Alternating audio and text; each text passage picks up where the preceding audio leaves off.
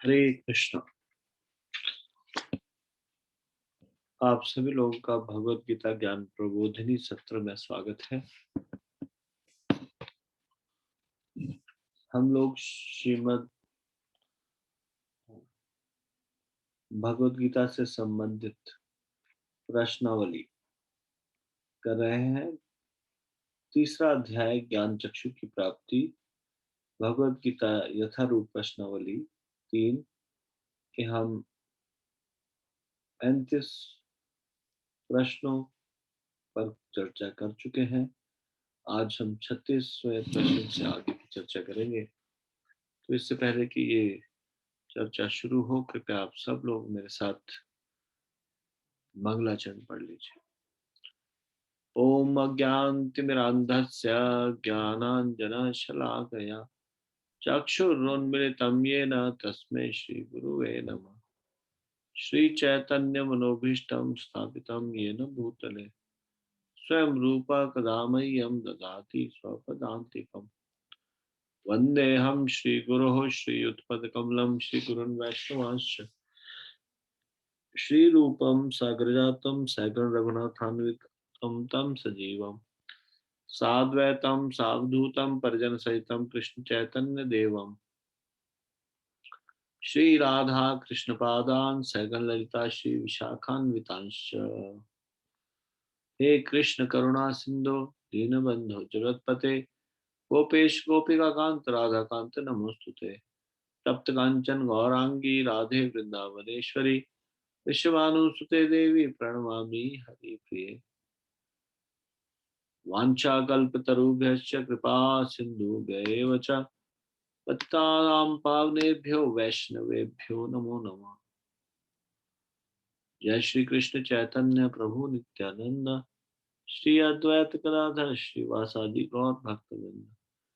हरे कृष्ण कृष्ण कृष्ण हरे हरे, हरे Ram Ram Ram Hare Hare.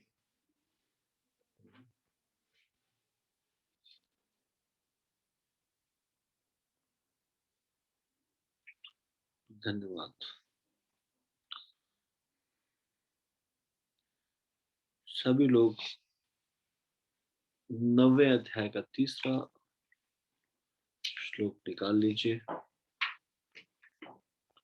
9th chapter 3rd verse 9.3।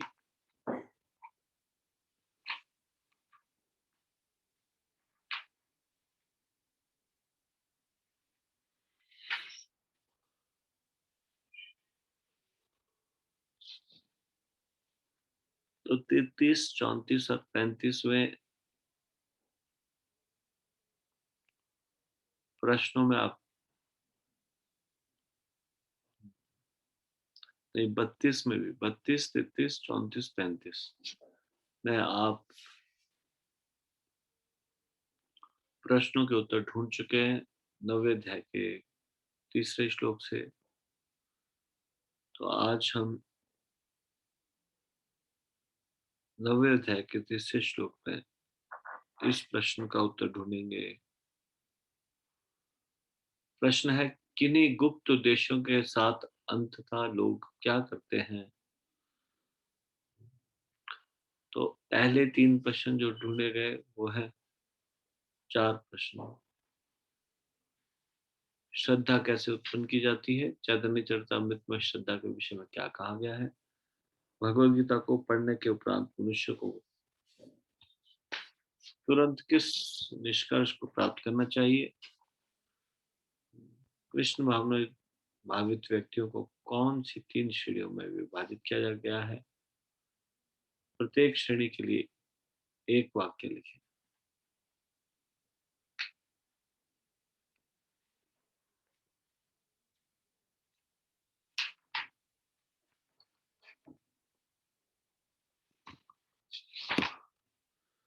तो 9वें अध्याय का तीसरा श्लोक हमने कल पढ़ लिया था।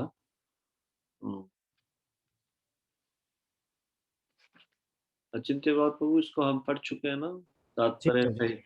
यस प्रभु जी तात्पर्य के साथ पढ़ चुके। तो जो लोगों को ये प्रश्न का उत्तर मालूम है कृपया बताइए, हाथ खड़ा कीजिए। किन्हीं गुप्त उद्देश्यों के साथ अंततः लोग क्या करते हैं?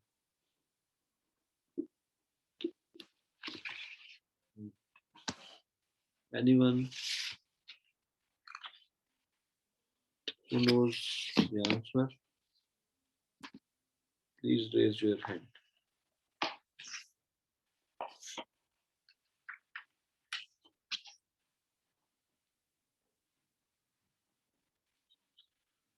What do people with some hidden motives do eventually?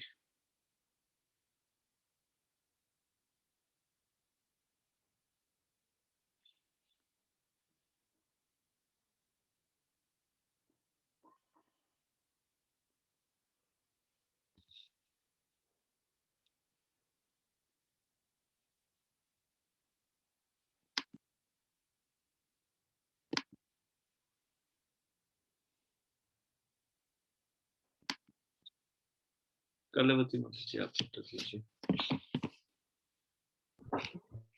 हरे कृष्णा प्रभु जी, दंडवत प्रणाम। जी, कुछ लोग किन्हीं गुप्त उद्देश्यों के साथ कृष्ण भावनामृत को ग्रहण करते हैं, किंतु जैसे ही उनकी आर्थिक दशा कुछ सुधर जाती है कि वे इस विधि को त्याग कर पुनः पुराने डरे पर लग जाते हैं। हरे कृष्णा प्रभु जी, दंडवत प्रणाम। जी, धन्यवाद।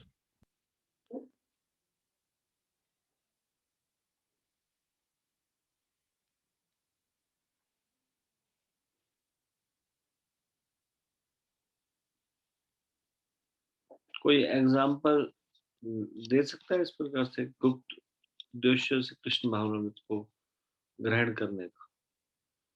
जैसे कि मान लीजिए, अचिंत्य बाबू बोलिए। हरे कृष्णा प्रभु जी, दंडवत प्रणाम। प्रभु जी जैसे प्रभु जी अपने मूल अल्पबुद्धि में ही आ रहा था, जैसे प्रभु जी कोई LIC का एजेंट वाला काम करता हो। अब देखिए इस्कॉन में तो इतने सारे लोग हैं, इतनी बड़ा संगठन है, तो चलो जुड़ जाते हैं। बहुत सारी पॉलिसी हो जाएगी। इस प्रकार से प्रभु जी भक्ति में आते हैं, और आने के बाद वो सब पॉलिसी वॉलिसी कराएंगे, अपना वो काम हो जाएगा, फिर भाग जाएंगे। सॉरी प्रभु जी, गलत हो तो क्षमा कीजिएगा प्रभु जी।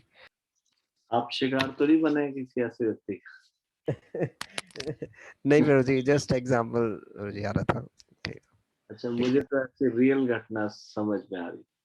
I know one person, he told के ये उन्हीं के कांग्रेगेशन का ही पार्ट एक व्यक्ति जो कि अभी बिल्कुल इनएक्टिव है भक्ति में। ही वॉज वेरी एक्टिव, और रोज फोन करना, पूछना आप ठीक है और घर में कैसे हैं, और बड़ा थोड़ा घनिष्ठता करना। और जैसे ही उन्होंने उनका पॉलिसी लिया, अगले दिन से फोन आना बंद हो गया। This is a real incidence. एक सच्ची घटना मुझे एक व्यक्ति ने बताई। तो ये ठीक है एग्जाम्पल। और कोई इस तरह का एग्जाम्पल बता सकते हैं हिडन मोटिव के साथ कृष्ण भावनामृत को ग्रहण करना?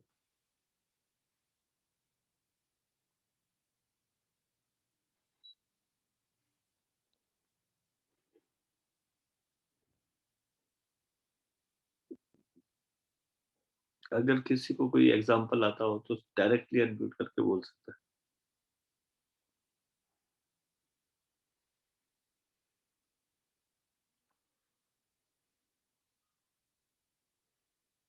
कोई एग्जाम्पल याद नहीं आ रहा?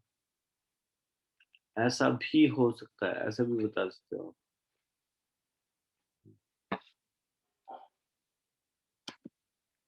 तो मैं एक सच का एग्जाम्पल और है मेरे पास, 2-3 एग्जाम्पल याद आ रहे हैं।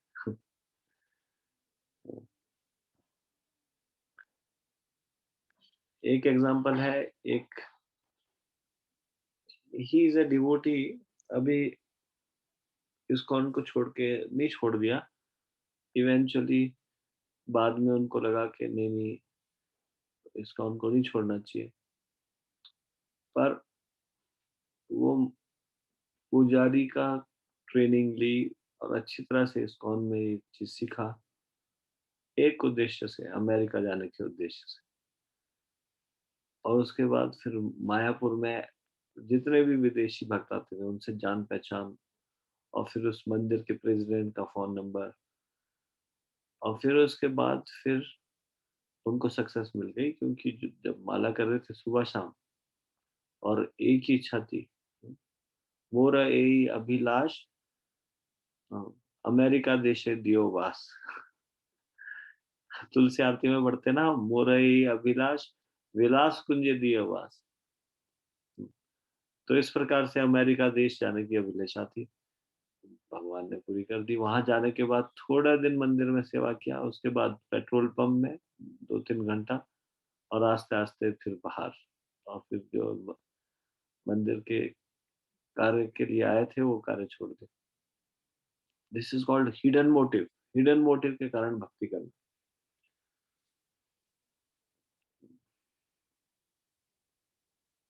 एक और एग्जांपल है हिडन मोटिव का, पर ठीक है अभी ज्यादा 2 एग्जांपल बहुत है। अगले प्रश्न में चलते हैं। ठीक है, नेक्स्ट इज 10th चैप्टर निकाल लीजिए और उसका फर्स्ट क्वेश्चन में आ जाइए। 10वें अध्याय के पहले 10.1। तो 10.1 से हम एक ही आंसर ढूंढेंगे। मैं 10.1 का क्वेश्चन को पढ़ रहा हूँ, उसके बाद मैं श्लोक पढ़ूंगा।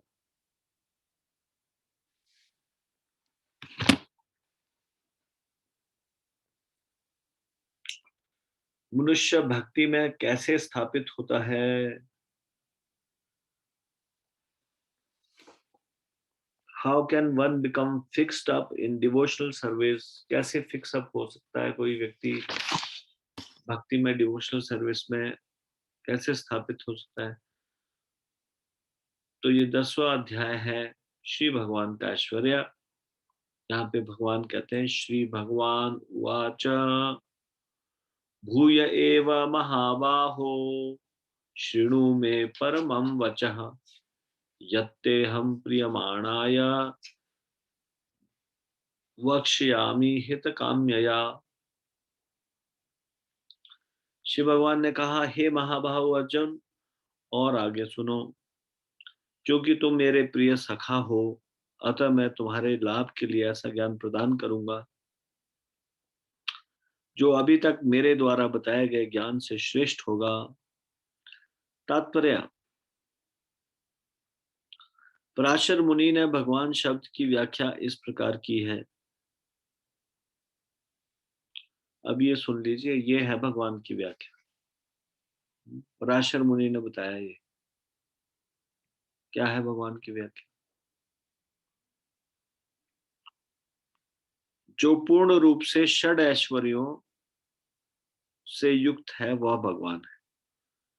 षड ऐश्वर्य क्या है? संपूर्ण शक्ति। संपूर्ण शक्ति मतलब सबसे ज्यादा ज्यादा शक्तिशाली व्यक्ति। तो हो सकता है संसार में किसी के पास शक्ति हो, बहुत शक्तिशाली हो, लेकिन सबसे ज्यादा सुंदर ना हो। संपूर्ण शक्ति, संपूर्ण सौंदर्य, दोनों चीजें, शक्तिशाली भी सबसे ज्यादा हो, सुंदर भी सबसे ज्यादा हो। तो मान लीजिए कोई बड़ा सुंदर व्यक्ति भी हो गया, लेकिन ठन ठन गोपाल हो, अगर मान लो उसके पास धन ना हो, नहीं, वो भी संपूर्ण धन से युक्त हो, संपूर्ण धन से युक्त हो, सबसे ज्यादा धनी,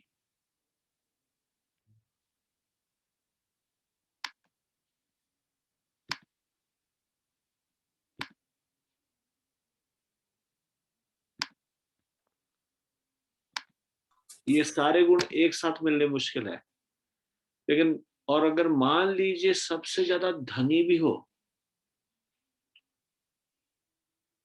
तो संपूर्ण त्याग, के धन होते हुए भी सब कुछ त्याग दे, ऐसा त्याग हो उसके अंदर।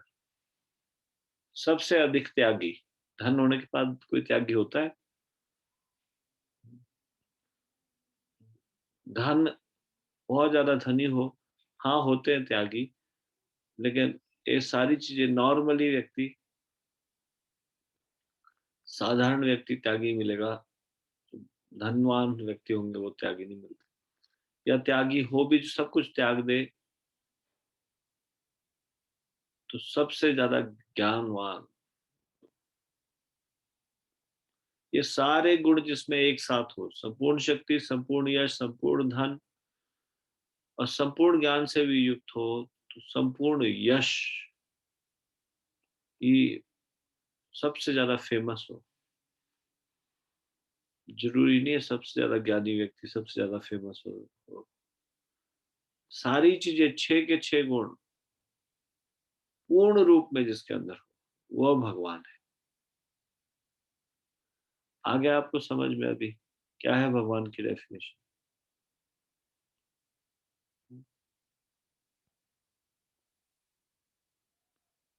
संपूर्ण शक्ति, संपूर्ण सौंदर्य, संपूर्ण धन, संपूर्ण यश, संपूर्ण ज्ञान, संपूर्ण त्याग।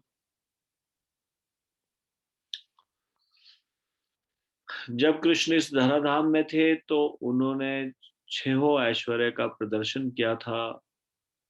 6 का प्रदर्शन किया था, सही बात है।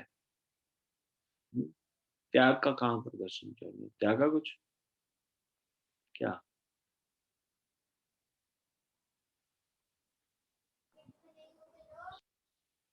बोलिए बोलिए। हरे कृष्ण प्रभु जी। जी। प्रभु जी भगवान अपने मतलब जब ब्रज को त्याग कर चले गए थे, गोपियों को सारे अपने भक्तों को त्याग करके चले गए थे, अपना भगवान अपने जो आगे की पास टाइम भगवान को संपन्न करने थे, तो भगवान उनको त्याग करके चले गए थे। जो भगवान को सबसे प्रिय है अपने भक्त, उनको भी। ठीक है, धन्यवाद।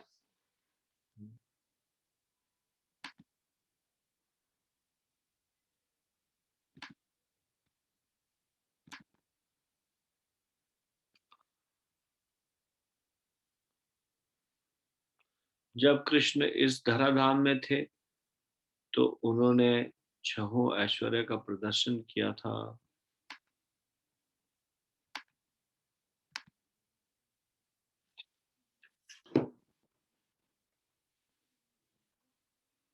फलतः पराशर जैसे मुनियों ने कृष्ण को भगवान के रूप में स्वीकार किया है। अब अर्जुन को कृष्ण अपने ऐश्वर्य तथा कार्य का और भी गुह्य ज्ञान प्रदान कर रहे हैं। इसके पूर्व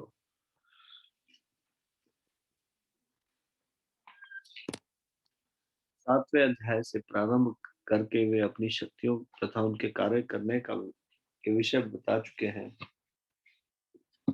अब इस अध्याय में वे अपने ऐश्वर्यों का वर्णन कर रहे हैं।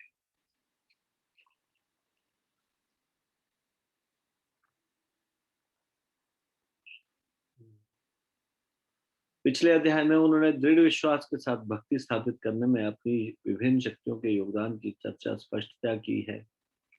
इस अध्याय में पुनः वे अर्जुन को अपनी सृष्टियों तथा विभिन्न ऐश्वर्यों के विषय में बता रहे हैं। जो जो भगवान के विषय में कोई सुनता है, त्यों त्यों वह भक्ति में रमता जाता है। मनुष्य को चाहिए कि भक्तों की संगति में भगवान के विषय में सदा श्रवण करे, इससे उसकी भक्ति बढ़ेगी। भक्तों के समाज में ऐसी चर्चाएं केवल उन लोगों के बीच हो सकती है जो सचमुच कृष्ण भावनामृत के इच्छुक हो। ऐसी चर्चाओं में अन्य लोग भाग नहीं ले सकते। भगवान अर्जुन से स्पष्ट शब्दों में कहते हैं कि चूंकि तुम मुझे अत्यंत प्रिय हो, अतः तुम्हारे लाभ के लिए ऐसी बातें कह रहा हूं।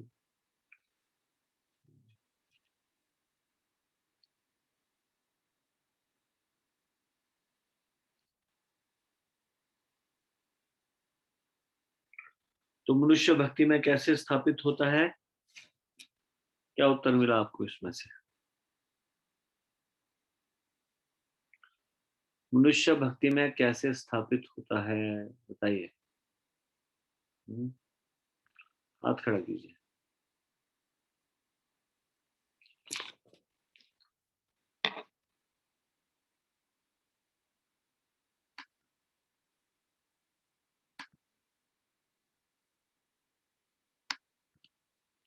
बिट्टू प्रभु बोलिए। प्रभु जी दंडवत प्रणाम। जी। प्रभु जी, जो जो भगवान के विषय में कोई सुनता है तो भक्ति में रमता जाता है। मनुष्य को चाहिए कि भक्तों की संगति में भगवान के विषय में सदा श्रवण करे। इससे उसकी भक्ति बढ़ेगी और भक्तों के समाज में ऐसी चर्चा केवल उन लोगों के बीच हो सकती है जो सचमुच कृष्ण भावनामृत के इच्छुक है। प्रभु जी, एक और है। प्रभु जी, अगर जीवात्मा के ऊपर किसी शुद्ध भक्त का या वैष्णव का कृपा हो जाए तो वो भक्ति में आगे बढ़ सकता है। और यदि वो सचमुच कृष्ण भावनामृत के इच्छुक है, वो कृष्ण के प्रति श्रद्धा रखते हैं, प्रेम रखते हैं, तो वो भक्ति में स्थापित हो पाएगा। इससे उसकी भक्ति बढ़ेगी। प्रभु जी।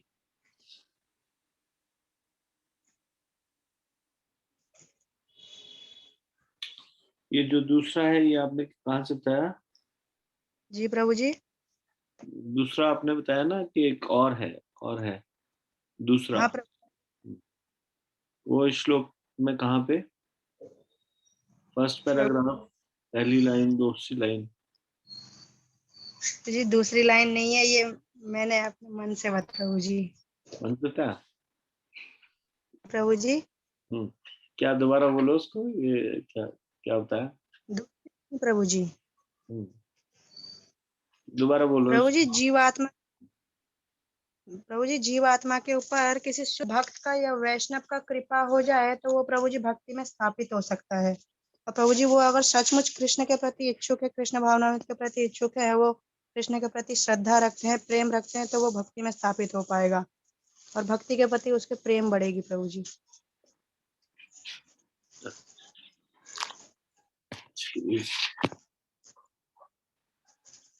आप बोल तो सही रहे हो, है ना, जो आप बोल रहे हो। अभी हम जो इस आंसर में होगा उसी पे स्टिक करेंगे। जो आप कह रहे हो बिल्कुल प्रभु सही, जी। जो आप बोल रहे हो वो बिल्कुल सही है, आपकी अंडरस्टैंडिंग बिल्कुल सही है।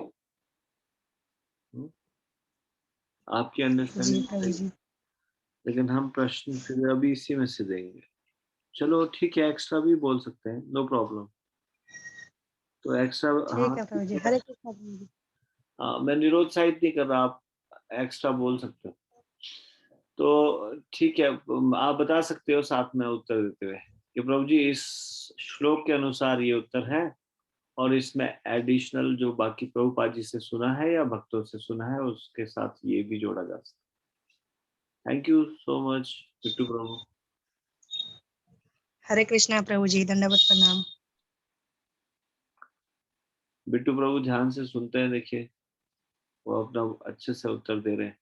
He is just a student.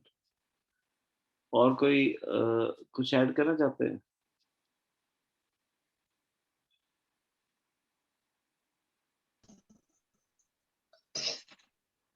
हरे कृष्णा प्रभु प्रणाम। चंद्र जी, सरिता माता जी, आपको एक नया मोबाइल लेना, सिम लेना पड़ेगा जिसमें सिग्नल अच्छा। हरे कृष्णा प्रभु प्रणाम। चंद्र जी, सुबह सुबह भी ऐसी समस्या आ रही थी, अभी भी सिग्नल बहुत टूटते हुए आता है। बोलिए माता जी। प्रभु जी।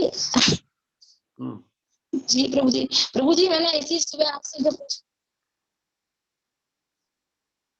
एक चीज के प्रभु बाद जी आज प्रॉब्लम हो रही है सुबह से, इसी रूम में मैंने आपसे प्रश्न किया, फिर भी इसी रूम में।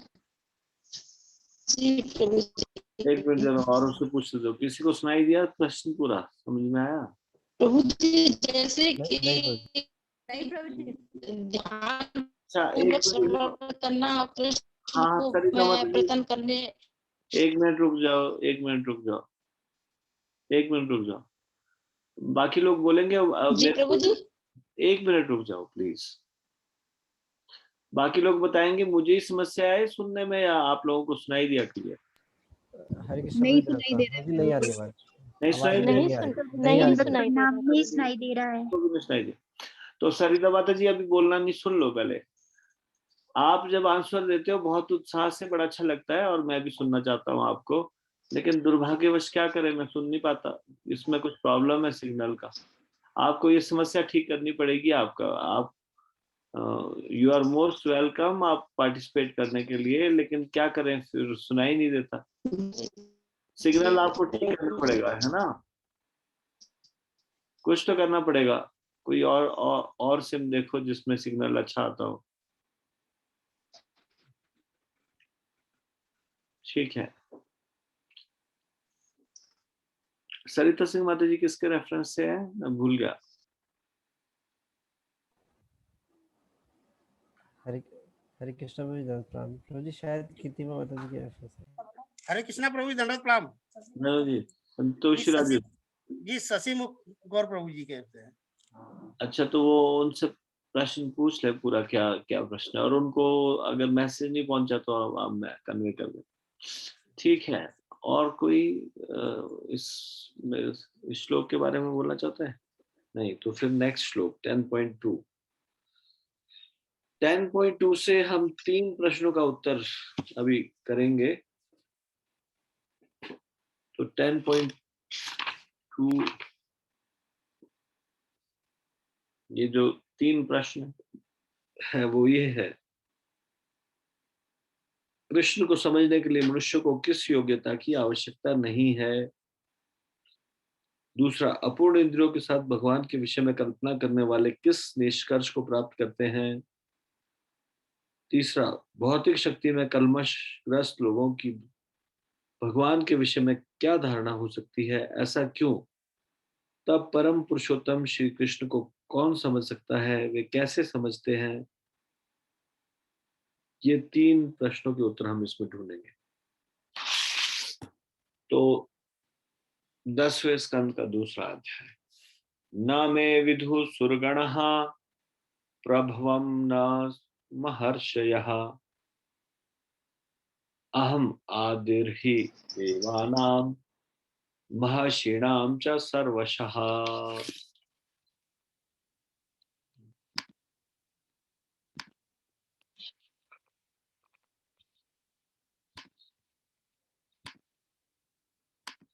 अनुवाद। न तो देवतागण मेरी उत्पत्ति या ऐश्वर्य को जानते हैं और न महर्षिगण ही जानते हैं, क्योंकि मैं सभी प्रकार से देवताओं और महर्षियों का भी कारण स्वरूप यानी कि उद्गम हूं।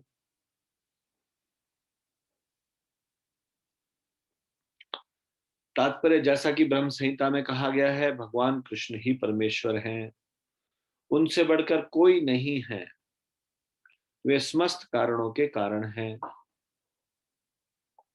यहाँ पर भगवान स्वयं कहते हैं कि वे समस्त देवताओं तथा ऋषियों के कारण हैं। देवता तथा महर्षि तक कृष्ण को नहीं समझ पाते।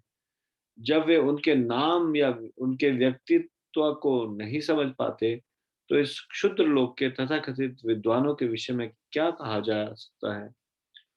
कोई नहीं जानता कि परमेश्वर क्यों मनुष्य रूप में इस पृथ्वी पर आते हैं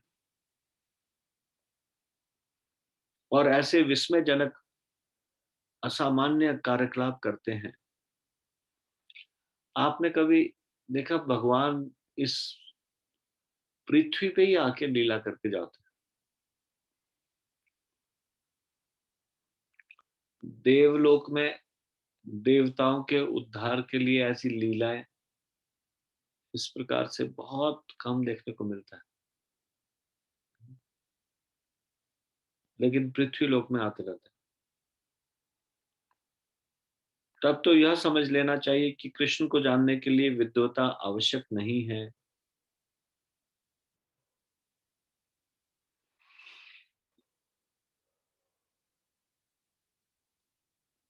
देवता और महर्षि लोग नहीं जान पाते, तो फिर इस संसार के विद्वान के बारे में क्या कहा जाए? इसका मतलब विद्वता से भगवान को नहीं जाना जा सकता। क्लियर? इंटेलिजेंस से जाना जा सकता है? नहीं। विद्वता से, विद्वान होना, नहीं।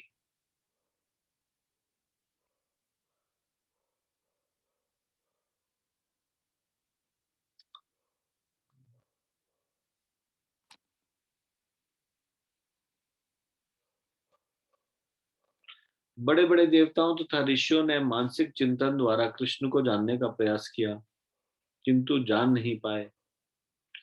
जब विद्वता से नहीं जान पाए और मानसिक चिंतन से भी नहीं जान पाए, श्रीमद् भागवत में भी स्पष्ट कहा गया है कि बड़े से बड़े देवता भी भगवान को नहीं जान पाते, यहां तक कि उनकी अपूर्ण इंद्रियां जहां तक कि उनकी अपूर्ण इंद्रियां पहुंच पाती है वहीं तक वे सोचते हैं और निर्विशेषवाद के ऐसे विपरीत निष्कर्ष को प्राप्त होते हैं जो प्रकृति के तीनों गुणों द्वारा व्यक्त नहीं होता, या कि वे मन चिंतन द्वारा कुछ कल्पना करते हैं, किंतु इस तरह के मूर्खतापूर्ण चिंतन से कृष्ण को नहीं समझा जा सकता। आपको पता है कई बार ये मेडिटेशन में मायावादी लोग क्या करते हैं, प्रकाश के बिंदु को देखने का प्रयास करेंगे भावों के बीच में, यहाँ भ्रिकुटी के बीच में। कुछ समय के बाद अभ्यास करने से कई बार प्रकाश दिख भी जाएगा, फिर उसको बढ़ाएंगे, प्रकाश को बढ़ाने का प्रयास करेंगे मानसिक चिंतन के द्वारा, और फिर ये चिंतन करेंगे कि बाहर एक असीम प्रकाश है और ये अब प्रकाश बड़ा बड़ा होता गया और उस असीम प्रकाश में मिल गया और वही भगवान और वही हम एक हो गए, आत्मा परमात्मा से एक हो गया। हाँ, इस प्रकार का मेडिटेशन मैं कृष्ण भावनामृत में आने से पहले ऐसे मूर्खतापूर्ण कार्य कर चुका हूँ। आंखें बंद करके बैठ के प्रकाश एक कृष्ण से एक हो जाने का प्रयास करना, इस प्रकार से मेडिटेशन। आप जब इस प्रकार से यहाँ देखने की कोशिश करोगे आंखों को इस तरह से, तो ऐसा हो भी जाएगा कभी, थोड़ा सा रोशनी से दिख जाएगी अगर, लेकिन ये सोचना कि ये प्रकाश यानी कि मैं आत्मा और एक बाहर इतना बड़ा प्रकाश यानी कि परमात्मा, ऐसे मूर्खतापूर्ण चिंतन जितने मर्जी कर लो, इससे कुछ होने वाला नहीं। यहाँ पे बता रहे हैं प्रभुपाद जी, किंतु वे मन चिंतन द्वारा कुछ कल्पना करते हैं। देखो कल्पना ही है ना, ये मन चिंतन के द्वारा कल्पना करते हैं, किंतु इस तरह के मूर्खतापूर्ण चिंतन से कृष्ण को नहीं समझा जा सकता। कैसे समझा जा सकता? यहाँ पर भगवान अप्रत्यक्ष रूप में यह कहते हैं कि यदि कोई परम सत्य को जानना चाहता है तो लो, मैं भगवान के रूप में यहाँ हूं, मैं परम भगवान। अप्रत्यक्ष रूप में मतलब भगवत गीता में कितनी जगह कितनी बार इंडिकेशन दे दिया, स्पष्ट भी कह दिया है, अहम सर्वस्व प्रभवो मत्ता सर्वम प्रवर्तते। यहाँ भी इंडिकेशन दे रहे हैं, देवताओं महर्षियों इनका कारण मैं हूं। मनुष्य को चाहिए कि इसे समझे, यद्यपि अचिंत्य भगवान को साक्षात रूप में कोई नहीं जान सकता, तो भी वे विद्यमान रहते हैं। वास्तव में हम सच्चिदानंद रूप कृष्ण को तभी समझ सकते हैं जब भगवद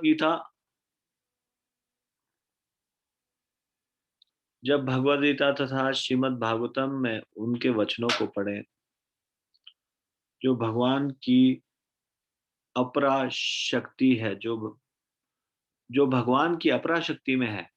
उन्हें ईश्वर की अनुभूति किसी शासन करने वाले शक्ति या निर्विशेष ब्रह्म रूप में होती है, किंतु भगवान को जानने के लिए दिव्य स्थिति में होना आवश्यक है। क्योंकि अधिकांश लोग कृष्ण को उनके वास्तविक रूप में नहीं समझ पाते, अतः वे अपनी अहेतु की कृपा से ऐसे चिंतकों पर दया दिखाने के लिए अवतरित होते हैं। ये चिंतक भगवान के असामान्य कार्यकलाप के होते हुए भी भौतिक शक्ति माया से कलमशग्रस्त होने के कारण निर्विशेष ब्रह्म को ही सर्वश्रेष्ठ मानते हैं। केवल भक्तगण ही जो भगवान की शरण पूर्णतया ग्रहण कर चुके हैं, भगवत कृपा से समझ पाते हैं कि कृष्ण सर्वश्रेष्ठ हैं। भगवत भक्त निर्विशेष ब्रह्म की परवाह नहीं करते, वे अपनी श्रद्धा तथा भक्ति के कारण परमेश्वर की शरण ग्रहण कर पाते हैं और कृष्ण की अहेतु की कृपा से ही उन्हें समझ पाते हैं। अन्य कोई उन्हें नहीं समझ पाता। अतः बड़े से बड़े ऋषि भी स्वीकार करते हैं कि आत्मा या परमात्मा तो वह है जिसकी हम पूजा करते हैं। तो ये है दूसरा श्लोक, 10वें अध्याय का दूसरा श्लोक। तो आपको इसमें से ये प्रश्न ढूंढना है 10वें स्कंद के दूसरे अध्याय से। तो पहला प्रश्न ये है, कृष्ण को समझने के लिए मनुष्यों को किस योग्यता की आवश्यकता नहीं है? क्या चीज की आवश्यकता नहीं है अगर भगवान को समझना चाहते हैं? अभी हमने तात्पर्य में पढ़ा, क्या पढ़ा? Please raise your hand. Krishna माता जी बताएंगे। यस माता जी बताइए। हरे कृष्णा प्रभु जी, दंडवत प्रणाम। हरे कृष्णा धन्यवाद जी। प्रभु जी, कृष्ण को जानने के लिए विद्वता तथा ऋषियों ने मानसिक चिंतन के द्वारा जो है कृष्ण को नहीं हम जान सकते हैं। कृष्ण को जानने के लिए विद्वता आवश्यक नहीं है और बड़े बड़े देवताओं तथा ऋषियों ने मानसिक चिंतन द्वारा भी कृष्ण को जानने का प्रयास किया पर वो नहीं जान पाए। हरे कृष्णा तो प्रभु जी, किसी दंडवत की प्रणाम। आवश्यकता नहीं है, ये बताया गया है, विद्वता की आवश्यकता नहीं है। कोई विद्वान हो तो जरूरी नहीं कि विद्वान व्यक्ति जानेगा।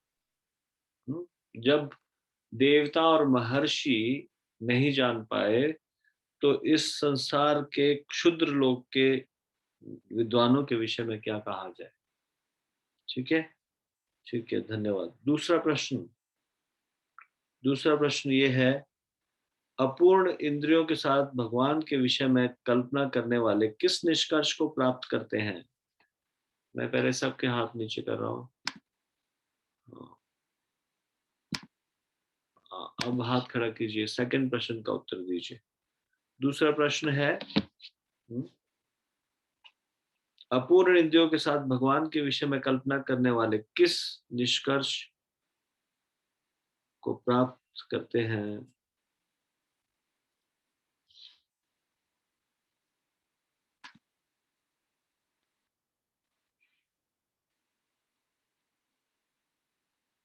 इंदु अग्रवाल माता जी बोलिए। हरे कृष्णा प्रभु जी, दंडवत प्रणाम। धन्यवाद जी, बताइए। अपूर्ण इंद्रियों के साथ भगवान के विषय में कल्पना करने वाले इस निष्कर्ष पर पहुंचते हैं, कृष्ण वो जहां तक उनकी अपूर्ण इंद्रियां पहुंच पाती हैं वहीं तक वे सोच पाते हैं और निर्विशेषवाद के ऐसे विपरीत निष्कर्ष को प्राप्त होते हैं जो प्रकृति के तीनों गुणों द्वारा व्यक्त नहीं होता, या कि वे मन चिंतन द्वारा कुछ कल्पना करते हैं, किंतु इस तरह के मूर्खतापूर्ण चिंतन से कृष्ण को नहीं समझा जा सकता।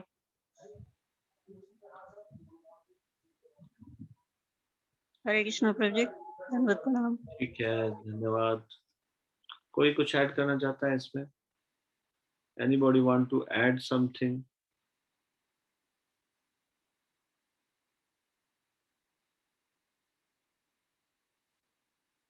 ठीक है, हरे कृष्णा प्रभु जी, दंडवत प्रणाम। धन्यवाद जी, बोलिए। प्रभु जी, मैं कुछ बोल सकता हूँ? बोलिए। प्रभु जी, हमारी इंद्रियां अपूर्ण है और कृष्ण पूर्ण है। प्रभु जी, कृष्ण के विषय में कल्पना करने के लिए हमें किसी बाहरी सुख की आवश्यक नहीं है। जब हम कृष्ण के विषय में गंभीरता से सोचेंगे और उसके लिए कल्पना करेंगे तो हमें अंदर ही अंदर बहुत सुख मिलता रहेगा। कृष्ण को सोचने के लिए किसी बाहरी चीज में इंटरेस्ट नहीं लगना पड़ेगा। प्रभु जी। ये आप अपने मन से बोल रहे? जी प्रभु जी। तो अपने मन से आप अंदर ही अंदर क्या मिलता रहेगा? सुख मिलता रहेगा। जी प्रभु जी, कृष्ण के बारे में जब हम गंभीरता से सोचेंगे तो प्रभु जी हमें अंदर ही अंदर सुख मिलता रहेगा। तो प्रश्न में तो ये नहीं बोला है सुख, प्रश्न तो ये है कि जी प्रश्न क्या था? प्रभु जी, अपूर्ण इंद्रियों के साथ भगवान के विषय में कल्पना करने के लिए हमें किस निष्कर्ष को प्राप्त होते हैं? प्रभु जी। तो अपूर्ण इंद्रियों के साथ जब भी हम भगवान के विषय में कल्पना करेंगे तो हम अब हमारा जो निष्कर्ष होगा वो सही नहीं होगा। हमें अभी इस प्रश्न के उत्तर के हिसाब से उत्तर देना चाहिए, और इस प्रश्न के हिसाब से क्या है कि हम जहां तक अपूर्ण इंद्रिया पहुंच पाती है वहीं तक सोच पाते हैं, और निर्विशेषवाद के विपरीत निष्कर्ष को प्राप्त होते हैं।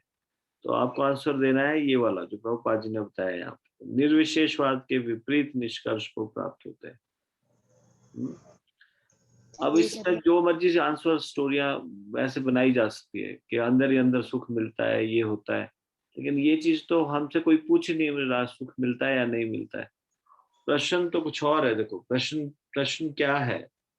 प्रश्न तो ये है कि अपूर्ण इंद्रिय के साथ भगवान के विषय में कल्पना करने वाले किस निष्कर्ष को प्राप्त करते हैं? अंदर ही अंदर सुख को महसूस करते हैं, ऐसा बोलेंगे अगर, या कुछ ऐसे कुछ जोड़ेंगे तो वो कुछ अपने मन से जोड़ना हो जाएगा। ठीक है, तो प्रश्न का उत्तर इसी में से देना है, बुक में से। ठीक है प्रभु जी। ओके, धन्यवाद। हरे कृष्णा प्रभु जी, धन्यवाद, प्रणाम। आखिरी प्रश्न 10वें अध्याय का दूसरे श्लोक का। ध्यान से सुनिए। भौतिक शक्ति में कलमशग्रस्त लोगों की भगवान के विषय में क्या धारणा हो सकती है? ऐसा क्यों? तब परम पुरुषोत्तम श्री कृष्ण को कौन समझ सकता है? वे कैसे समझते हैं? कृपया हाथ कर दीजिए।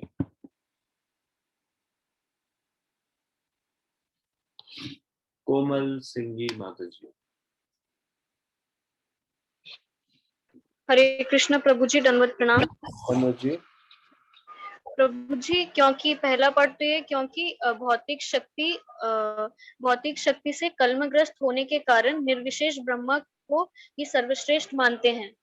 फिर क्वेश्चन का दूसरा पार्ट है, ऐसा क्यों? क्योंकि वे कलमग्रस्त होने के कारण पूर्णतः भगवान की शरण ग्रहण नहीं करते हैं। फिर तीसरा पार्ट जो है उसका होगा कि भक्तगण जो भी भगवान की शरण पूर्णतः ग्रहण कर चुके हैं, भगवत कृपा से समझ पाते हैं कि कृष्ण सर्वश्रेष्ठ हैं। और फोर्थ पार्ट, भगवत भक्त निर्विशेष ब्रह्मा की परवाह नहीं करते, वे अपनी श्रद्धा तथा भक्ति के कारण परमेश्वर की शरण को ग्रहण करते हैं और कृष्ण की अहेतु की कृपा से ही उन्हें समझ पाते हैं। हरे कृष्ण प्रभु जी, दंडवत प्रणाम। हेतु की कृपा का मतलब समझें। आपने बताया अहेतु की कृपा से समझ पाते हैं, इससे हम क्या समझेंगे? अहेतु की कृपा का क्या मतलब है? What does it mean? अहेतु की कृपा।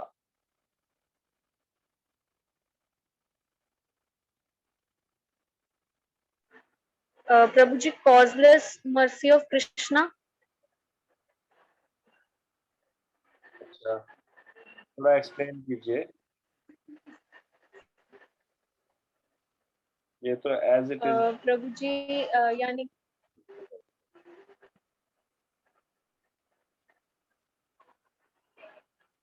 यानी कि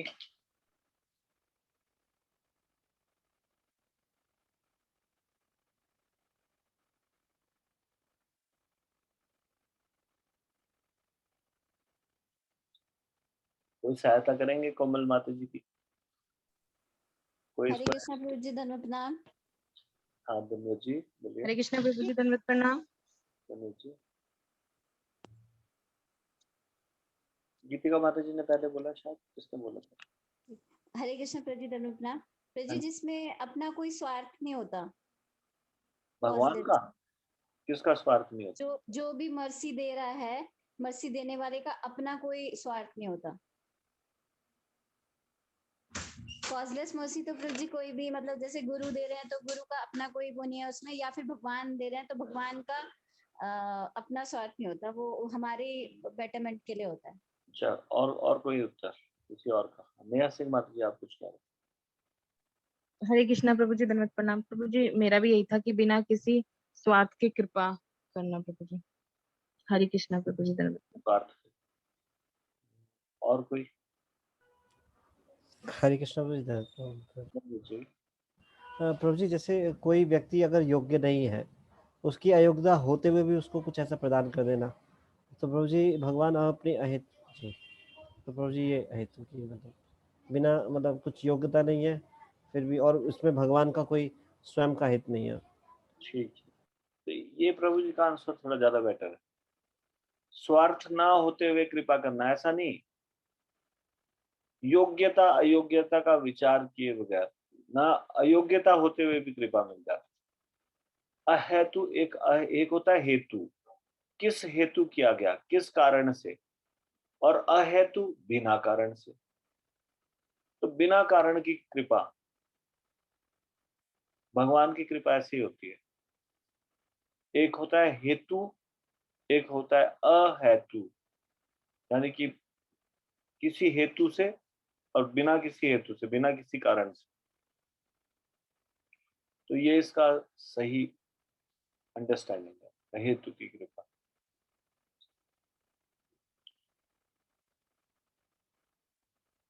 हम भक्ति करने से कोई इस प्रकार से कोई बाध्य नहीं है भगवान के हमारी बात सुनेंगे।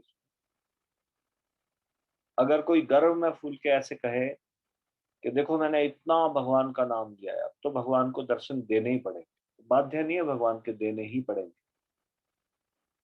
इतने अनेकों पाप भी किए, चाहे भगवान तो ना दे, वो तो हमारे प्रयास को देख के हमारे ऊपर हेतु की कृपा कर रहे हैं।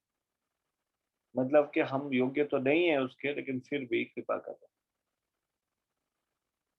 वैष्णव की कृपा दृष्टि होने पे भी हेतु की कृपा होती है। जैसे कि जगाई बधाई का उद्धार हुआ जब नित्यानंद जी की कृपा उनके ऊपर, या फिर कभी किसी वैष्णव की कृपा हो किसी सामान्य व्यक्ति के ऊपर, और भगवान उसके ऊपर कृपा करें, इसलिए क्योंकि उनको वैष्णव बहुत पसंद है, तो वैष्णव उनके प्राण है, और वो किसी के ऊपर कृपा कर रहे हैं, इसलिए भगवान भी, मतलब वो कोई एग्जैक्टली वो भी बाध्य नहीं है भगवान, प्रेमवश, कृपावश, दयावश, बिना किसी कारण के। मतलब कि हम ऐसा नहीं कि हम एकदम से, ये हमारा जन्म सिद्ध अधिकार है कि भगवान को कृपा देनी ही पड़ेगी, नहीं। अगर हमारा गणना हिसाब किताब किया जाए तो इतने पाप किए पिछले जन्मों में कि हमेशा पाप का पलड़ा ही भारी निकलेगा, तो भी भगवान कृपा करते हैं। तो कैसी कृपा करते हैं? वो अहेतु की कृपा करते हैं। ठीक है, क्लियर? ठीक है, आज हम इसको यहीं पे विराम देंगे। श्रीमद् भगवद गीता की जय, श्रील प्रभुपाद की जय, निताई गौर प्रेमानंदे, हरि हरि बोल।